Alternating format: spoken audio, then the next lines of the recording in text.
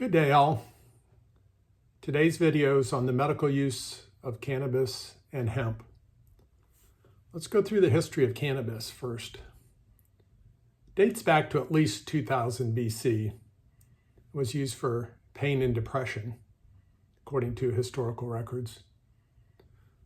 I've read before that some say it may have been the first domestically produced crop ever. Sir J. Russell Reynolds prescribed cannabis to relieve Queen Victoria's menstrual cramps. He wrote, "When pure and administered carefully, cannabis is one of the most valuable medicines we possess." He wrote that in 1890. It was such a valuable crop that both Henry VIII of England and the Virginia Assembly fined farmers who did not grow it. Documents show the Puritans growing hemp in 1645. Both George Washington and Thomas Jefferson grew hemp on their farms. It's been said that the Constitution of the United States was written out on paper made from hemp. By 1943, more than 50,000 acres of hemp were harvested. It was used for light fire hoses, parachute webbing, and rope for the Navy in World War II. In the United States, cannabis was widely utilized as a patent medicine during the 19th and early 20th centuries, described in the United States Pharmacopoeia for the first time in 1850. And every major pharmacy in America offered medicinal cannabis tinctures until it became prohibited in the 1930s. We'll go into why that came about. Federal restriction of cannabis use and cannabis sale first occurred in 1937 with the passage of the Marijuana Tax Act. Subsequent to the Act of 1937, cannabis was dropped from the United States Pharmacopoeia in 1942. The medical profession, the AMA of that time, objected heavily to this as they knew it was a valuable medicine. Part of the history of this goes back to William Randolph Hearst, who was the owner of the New York Journal newspaper. He had had multiple acres of forest, and he wanted paper derived from the trees and not the use of hemp, which is a reusable, regenerative crop. So legislation was pushed through that resulted in it becoming illegal. There's an interesting movie out there one should watch. You can see the craziness and the lies that they told. It was called Reefer Madness. Furthering on in time, in 1970, the Controlled Substance Act was passed, and it put cannabis, LSD, peyote, and psilocybin mushrooms, along with heroin and others, as having no medical usage at all. As a result, research was halted.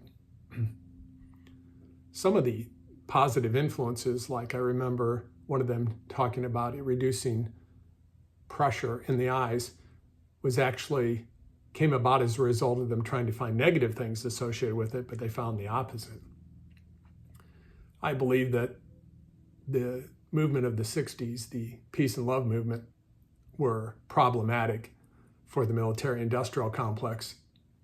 And peace and love are dangerous ideas if you're looking to make money off war and supplying militia for the war. So the expansion of the mind that occurred with the 60s had to go, and this is what happened. Notice on that list we have things like cannabis, LSD, peyote, and psilocybin, all natural type products, or LSD derived from ergot rye. So can't have expansion of the mind and consciousness occurring. And it got shut down for a long period of time. Today, it is legal or recreational in various states across the United States. 38 states allow medical marijuana. 24 allow recreational marijuana. This is as of this video in August of 2024. The Farm Act of 2018 dismantled regulation on hemp. Hence, hemp stores in states where marijuana is not legal yet. You can go in and get hemp products in various versions of them. It should be known that both hemp and marijuana are cannabis sativa.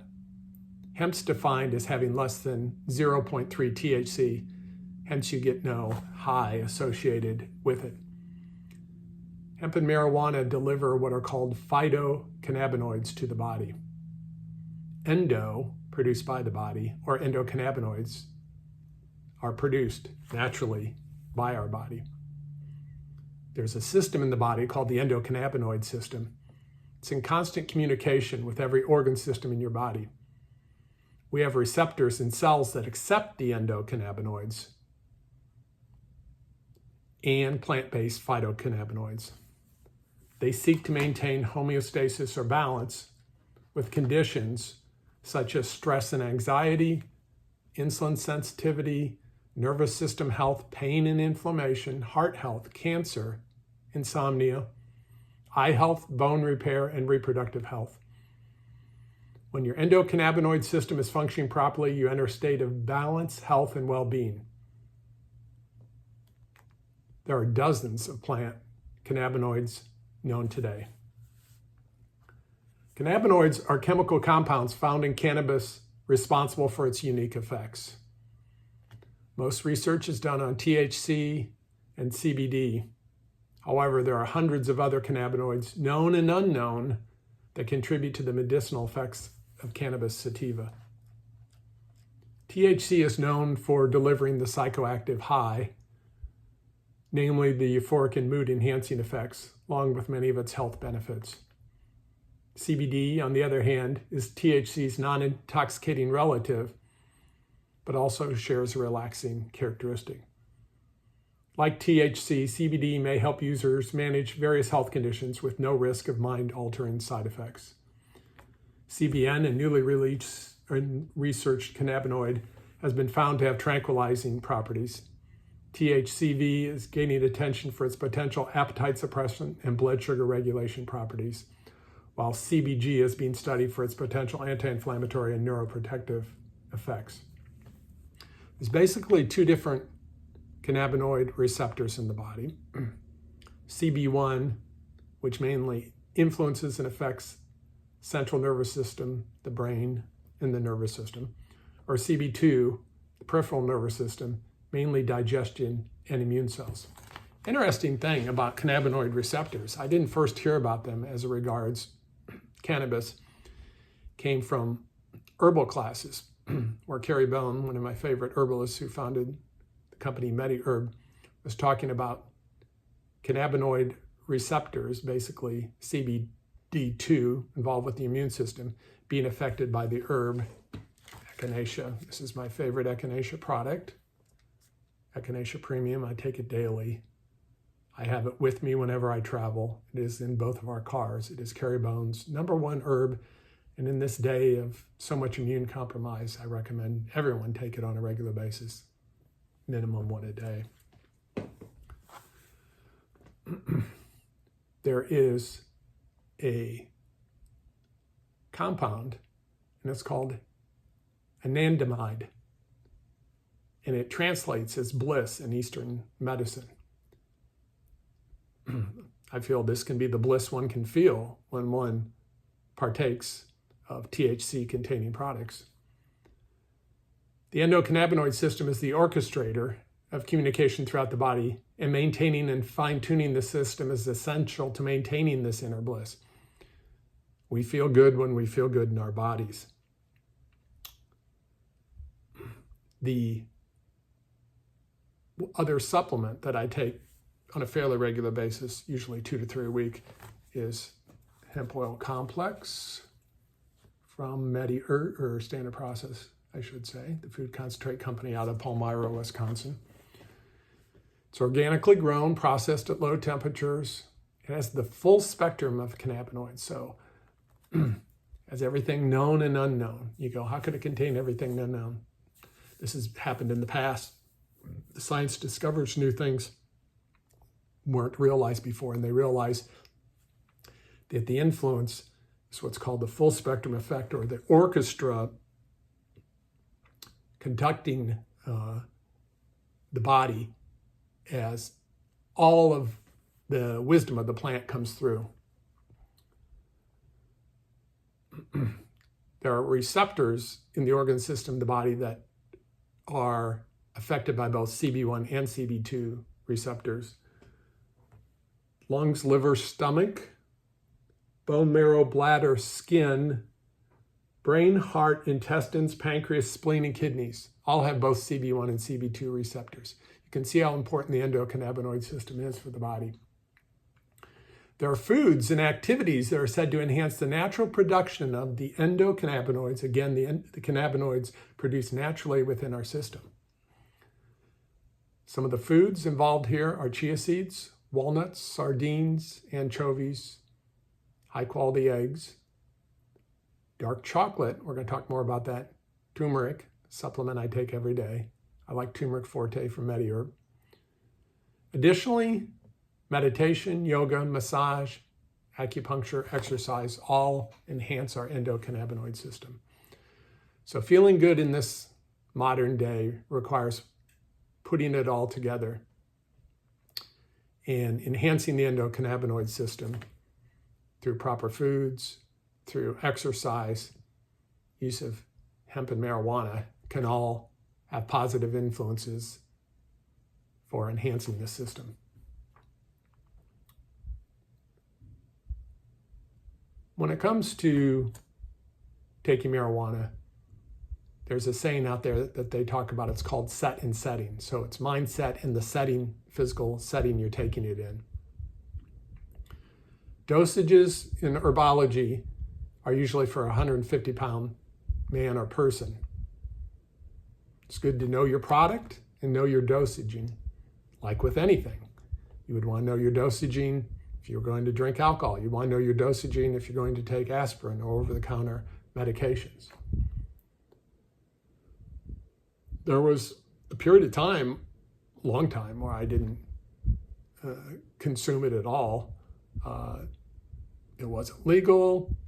I was involved in raising my kids and my practice. It just didn't fit in at that time.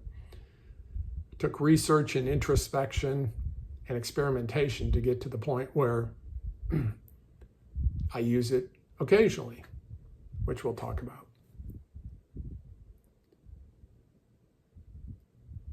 Let's talk about potency. In the 60s, marijuana maybe contained 1 to 3 to 4% THC.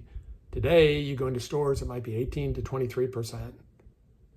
There's other versions of it like butter oil, things I haven't tried that are ridiculously high, like maybe 60 to 70%. I believe there needs to be regulation in this industry, just like we need to uphold the organic standards, which have been somewhat downgraded. So it's good to know, how is your product grown? Grown with pesticides and herbicides, natural fertilizers or not? So just any old product, you might have any old results. So I'm big on knowing your product. I'm going to share with you some of my experiences. I don't know everything. It's just been my experiences so far. So one of the things I think is real valuable is as people age, pain and inflammation are going to occur.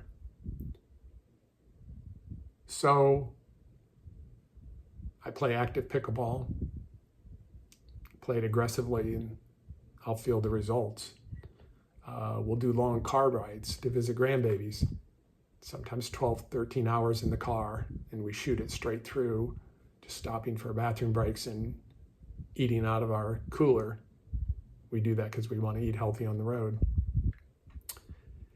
And sometimes that pain and inflammation build up, and I find that there are various ways one can consume THC type products that provide incredible relief. We'll talk about that.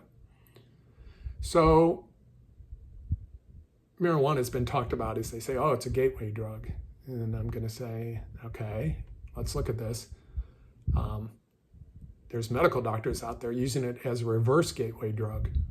So they're actually taking people off opioids, which are incredibly addictive, and they're using THC-based products to assist them in this process. So, in my opinion, probably the biggest gateway drug we have is the legal drug of alcohol out there. So,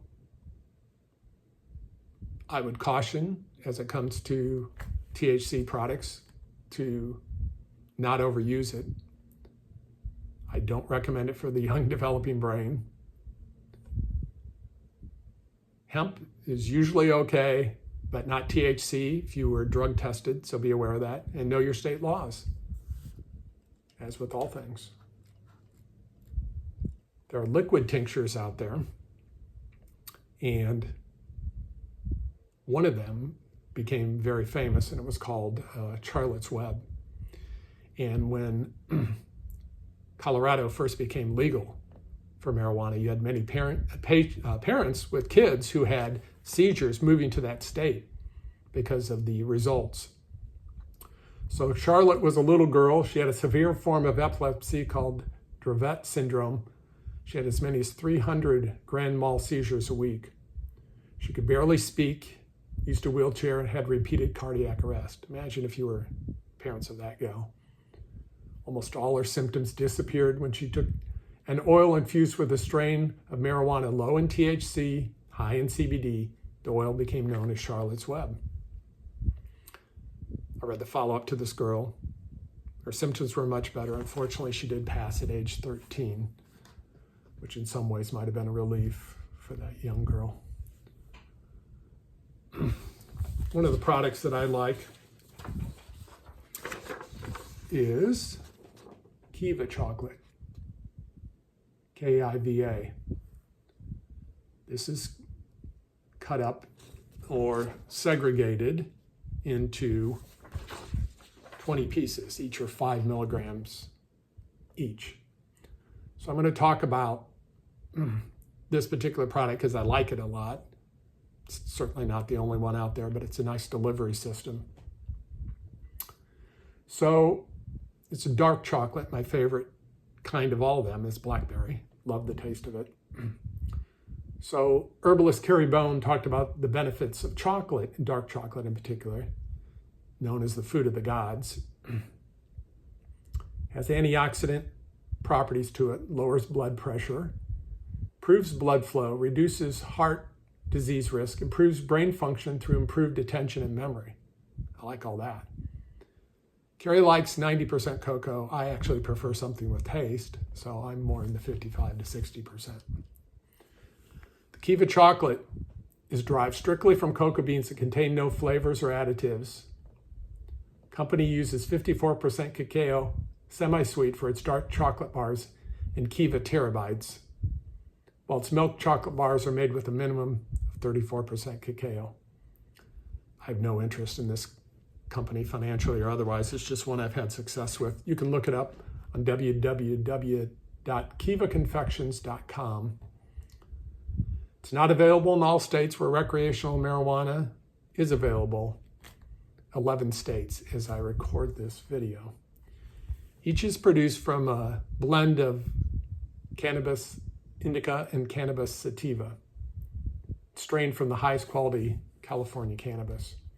Let's talk about sativa and indica. These are terms you're going to find when you go into a recreational or medical marijuana store. So indica is typically known as the chill, strain, relax, mellow out, aid in sleep. Sativa is more stimulating, conversation, activities, that kind of thing. Doesn't work exclusively like that, but that's the general concept. So one can get chocolate bars, again, in legal states where they sell it. They can be kept in the freezer. You can set out beforehand. They'll start to soften up and you can cut them easily into 5 milligram pieces. From there, you can cut them further and have to get 2.5 milligrams or otherwise. Dosages are going to depend on person, their background, their sensitivity. Some people are incredibly sensitive. Some have to take larger dosages. So for myself, 5 milligrams, occasionally up to 10, produces incredible pain relief, bliss-like states for me. I recommend always start low. If inexperienced, you can always take more. I know people that might take 2 to 3 milligrams, and that works well for them. Literature says you might feel the influences 20 minutes to 90 minutes. Again, I'm sensitive to plant medicine. I might start feeling it about 5 minutes. I think there's a certain level of anticipation positively on my part that plays into that. With chocolate, you get a sustained effect. It's more a gradual, longer lasting type effect or influencing. So it's a healthier alternative versus vaping or smoking.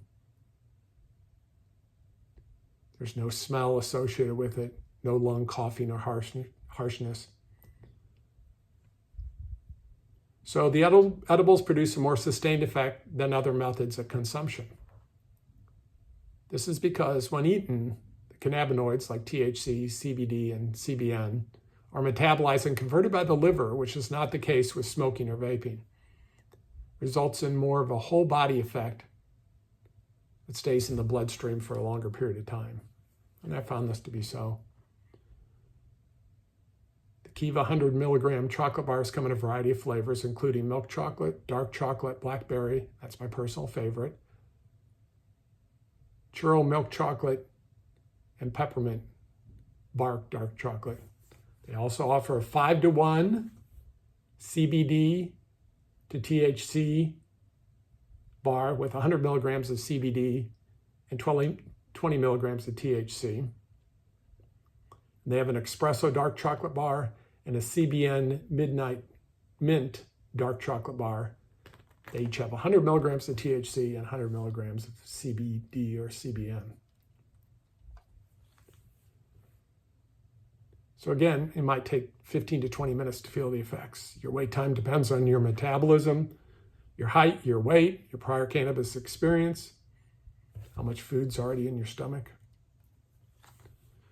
So my reaction, good. I'd call it bliss. Pain relief, I just feel good in my body. I'm able to stretch easier. Oftentimes I like stretching. I like to hydrate. I like to drink water. I like clean habits when I'm partaking. Joe Rogan talks about stretching and working out under the influence. For me, it's easier to get in a positive mind flow. Again, I have positive anticipation when I do partake. Walks in nature are great. Listening to music, sitting, contemplating, watching sunsets, meditation. You can watch a fun comedy. Enjoy good conversation. Enjoy the company you're with. I believe it can be used to help enhance consciousness, which is a way of saying focus and awareness. My theory is when you're involved in the arena of consciousness, that you can take plant medicine and it's like entering into the matrix. And when you do, you're seeing the world with different eyes. People that partake in these arenas can understand what I'm talking about. If you can't understand what I'm talking about, I suggest exploring this. I think we need the world viewed with different eyes right now. It's very important. And anything that can open us up to the natural world and enhance it, I'm in favor of. I sleep well. I wake up with no hangover. My journey with cannabis is part of my journey of a healer. Down the road, I'll discuss other psychoactive plant medicines, or what I call power plants, in later episodes. I hope you enjoyed this.